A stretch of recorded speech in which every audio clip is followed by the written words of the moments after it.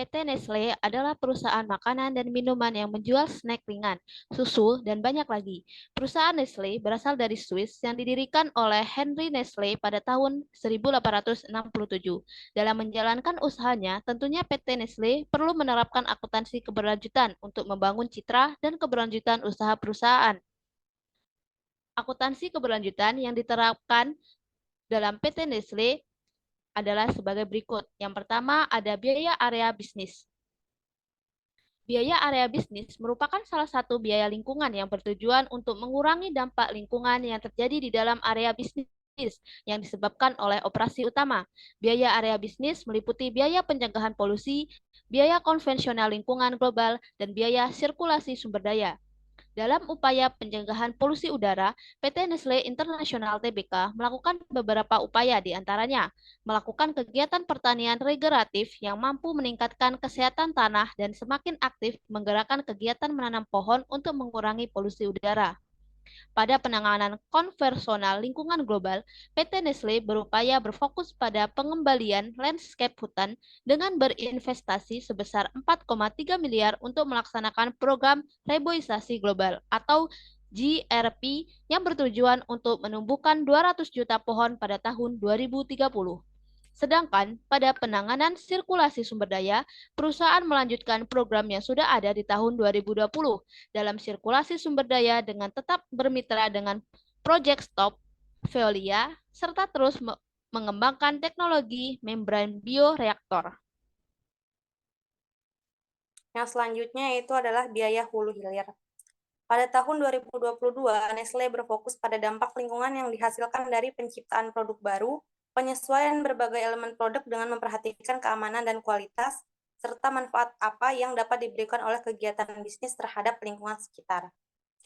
PT Nestle ini membentuk Nestle Institute of Packaging Science yang berfokus dalam pengembangan kemasan yang ramah lingkungan. Selanjutnya adalah biaya administrasi. Pada tahun 2022, Nestle berfokus pada pengembangan bisnis dengan memperhatikan sustainable business and environment dengan menciptakan human right framework roadmap yang terdiri dari 4 pilar kepatuhan yaitu tata kelola dan budaya, komunikasi dan pelatihan, pemantauan dan pelaporan, serta closing gaps.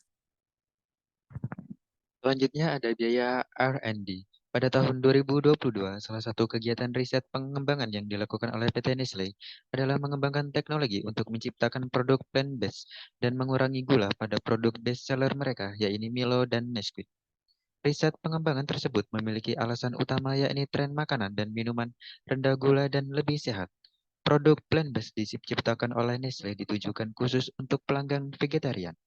Dan pada tahun 2021 lalu, Nestle melakukan riset dan pengembangan terkait kemasan produk yang digunakannya, meningkatkan sampah dan limbah plastik tahun 2021 menjadi alasan utama bagi Nestle untuk melakukan inovasi packaging pada produknya yaitu menggunakan bahan yang dapat didaur ulang. Kemudian biaya sosial. Di tahun 2022, PT Nestle melakukan beberapa kegiatan sosial dan tanggung jawab perusahaan melalui program Creating Share Value, seperti membantu 50 anak menjalani hidup sehat dengan meluncurkan inisiatif untuk mempercepat transformasi, berkontribusi meningkatkan taraf hidup 30 juta keluarga dengan upaya yang salah satunya yaitu pengelolaan sampah selimut pakan, dan juga memiliki tema Zero Environmental Impact di lingkungan kerja Nestle melalui program-program yang dilakukan Nestle untuk menunjukkan kepedulian terhadap masalah lingkungan. Pada tahun 2022, PT Nestle Indonesia telah melakukan berbagai program perbaikan lingkungan yang menjadi perubahan untuk mencapai ambisi perusahaan. Seperti, yang pertama itu ada program magang setara untuk mengurangi sampah dan meningkatkan penggunaan bahan baku yang berkelanjutan.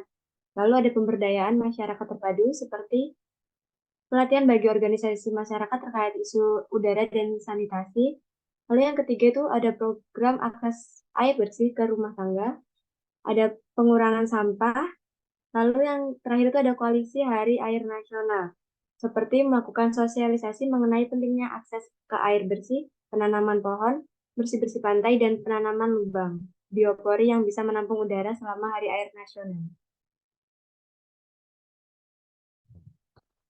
Kesimpulannya, tanggung jawab sosial perusahaan CSR merupakan tanggung jawab sosial sukarela yang wajib dilaksanakan oleh seluruh perusahaan yang kegiatan usahanya memberikan dampak negatif baik terhadap masyarakat lokal maupun lingkungan hidup. Di pabrik PT Nestle Panjang sendiri, CSR dilaksanakan dengan sangat baik. PT Pabrik Nestle Panjang mengeluarkan berbagai jenis biaya sebagai bentuk tanggung jawab sosial perusahaan, baik yang berkaitan dengan kegiatan perlindungan sosial, komunitas, maupun lingkungan hidup. Pabrik PT Nestle Panjang melakukan beberapa hal sebagai bagian dari upaya pengadaan CSR, seperti pengadaan untuk proyek STOP, pengadaan untuk penelitian dan pengembangan kemasan produk Nestle, mengurangi konsumsi air melalui proses evaporasi pada proses pembuatan.